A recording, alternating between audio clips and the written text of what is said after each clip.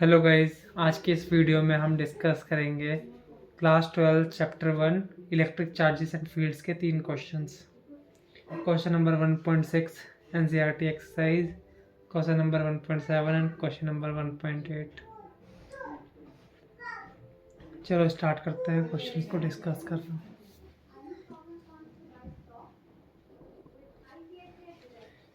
Question number 1.6 कहता है NCERT का 4 पॉइंट चार्जेस है, क्यू ए है, क्यू बी है, क्यू सी है, क्यू डी है, are located at the corners of a square A B C D.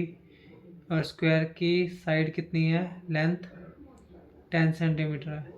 Late कर लेते हैं साइड ऑफ स्क्वायर भी ए सेंटीमीटर मान लेते हैं, ठीक है। ए तो ये मान लिया हमने, तो ए की वैल्यू कितनी होगी, 10 सेंटीमीटर हो गया, ठीक है। और यहाँ पे हम बनाते हैं square B C D.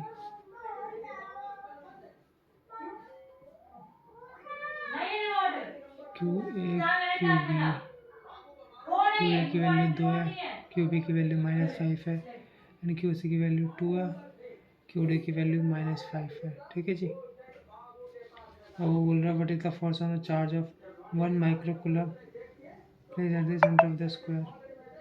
Centre पे 1 माइक्रोकूलम रखा हुआ है, ठीक है। फोर्स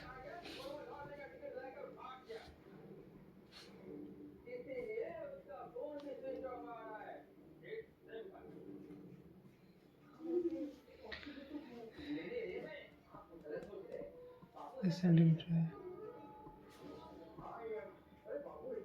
पाइथागोरस थ्योरम के हिसाब से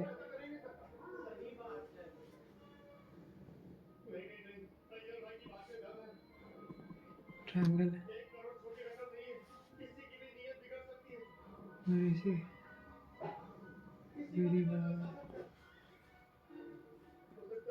स्क्वायर पर स्क्वायर।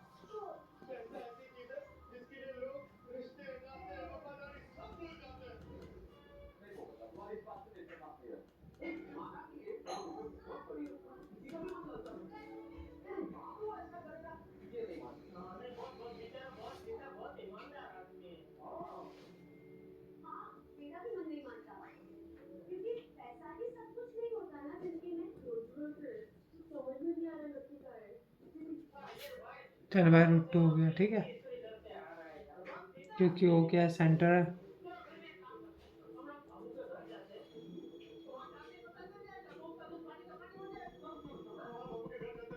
ठीक है। अब ए पे जो चार्ज रखा हुआ उसकी वजह से इस पे फोर्स कैसे लगेगा, रिपल्सिव फोर्स लगेगा, वो इस डायरेक्शन में लगेगा। इसकी वजह से इधर लगेगा अट्रैक्टिव, इसकी वजह से इधर अट्रैक्टिव लगेगा, ठीक है। अब इसकी वजह से क्या होगा, रिपल्सिव होगा, ठीक है। एफ सी हो गया, ये एफ ए हो गया, ये एफ डी हो गया, एंड ये एफ बी हो गया, ठीक है।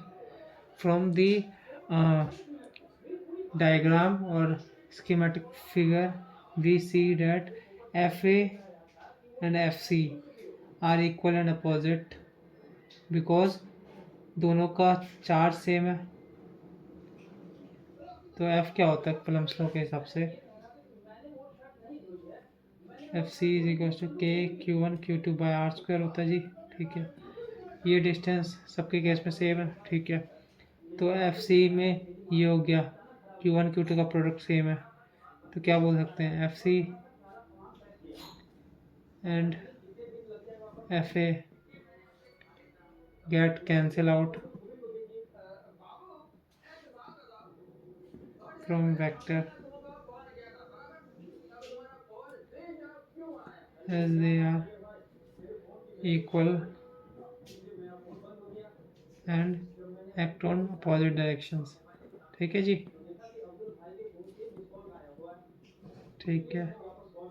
एंड एफ डी के केस में हम क्या बोल सकते हैं, एफ डी और एफ बी भी सेम है, क्योंकि इन दोनों का प्रोडक्ट -5, इन दोनों का भी -5 अट्रैक्टिव है ये, इसे इधर खींच रहा है, ये इसे इधर खींच रहा है, तो भी ये कैंसिल हो गया। Similarly for F B, similarly for FB and FD get cancelled, hence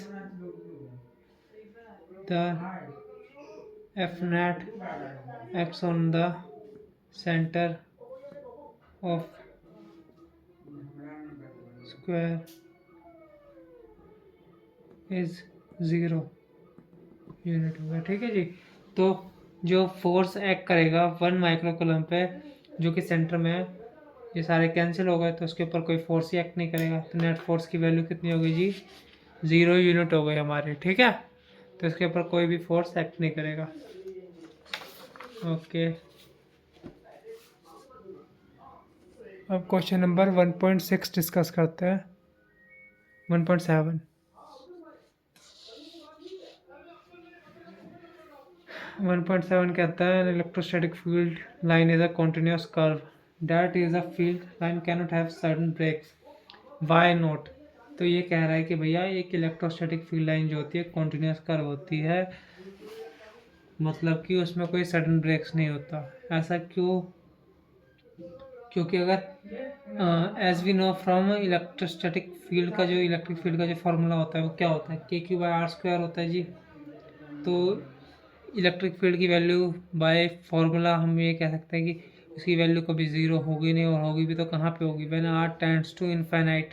ठीक है, ये भी कह सकते हैं। और एक ये भी कह सकते हैं अगर कहीं पर अगर इलेक्ट्रिक फील्ड ज़ीरो हुई, हाइपोथेटिकल कंडीशन अगर ज़ीरो हुई, तो भैया चार्ज तो एक जगह पे से फिर दूसरी जगह जंप कर जाएगा ना, which is not possible in reality.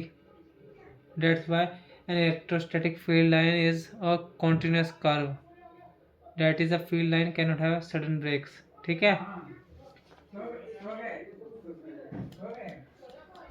E की वैल्यू KQ/R² होती है। when R tends to infinite then only E is equals to 0। ठीक है, और वो पूछ रहा भैया दो फील्ड लाइंस जो होती है वो कभी क्रॉस नहीं करेगी। ठीक है, सपोज करो ये प्लस चार्ज है, ये माइनस चार्ज है, प्लस से निकलती है इलेक्ट्रिक फील्ड लाइंस। ठीक है, ऐसी। और इसमें क्या होती है? इसमें आती है।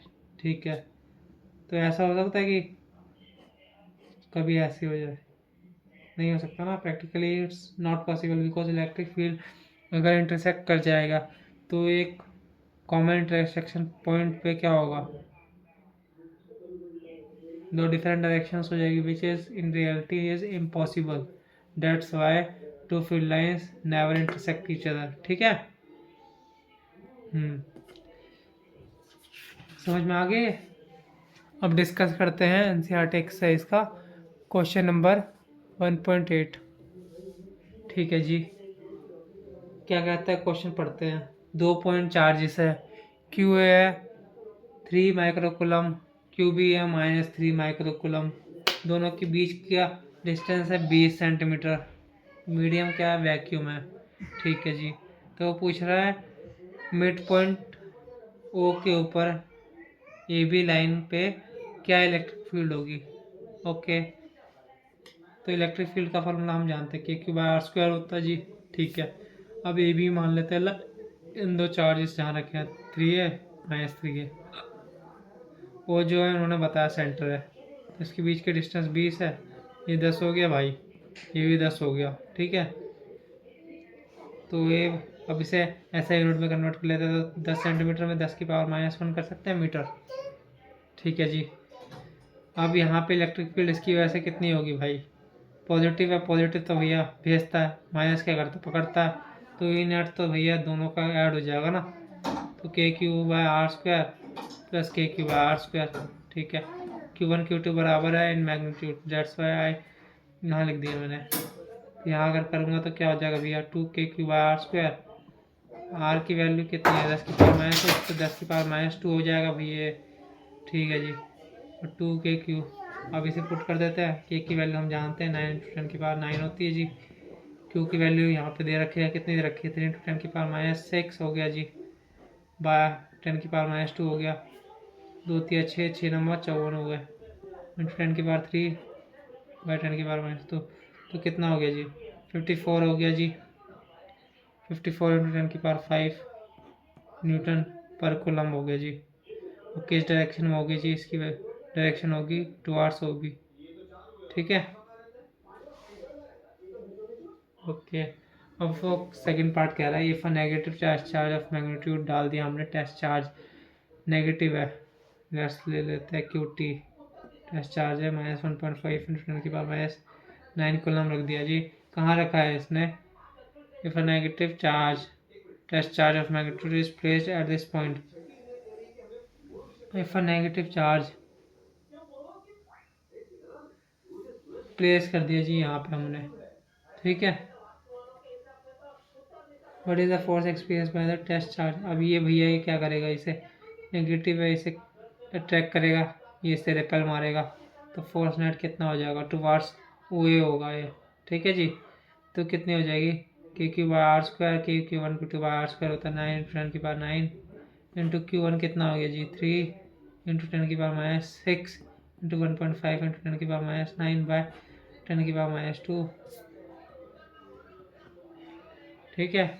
अब सिमिलरली ये 2 टाइम्स कर देंगे हम, ठीक है, क्योंकि मैग्नीट्यूड वाइज ये भी सेम है, ये दोनों का प्रोडक्ट सेम होगा, ठीक है जी। तो कितना हो जाएगा ये 9 × 27 27 इंटू 2 54 54 गुना 3/2 कह सकते हैं इसे, 27 × 81 गुना 9 से 9 कैंसिल हो गया जी, ये 10 की पावर कितना हो गया ये -4 हो गया जी ये, ठीक है जी। इसकी डायरेक्शन किधर होगी, इसकी डायरेक्शन होगी टुवार्ड्स ओ ए होगी, ठीक है, टुवार्ड्स ओ ए। ये सर ट्रैक कर रहा है, ये इसे रिपेल मार रहा है, तो ये इधर की तरफ ही भागेगा, इस कारण से इसकी जो डायरेक्शन होगी वो टुवार्ड्स ओ ए होगी, ठीक है।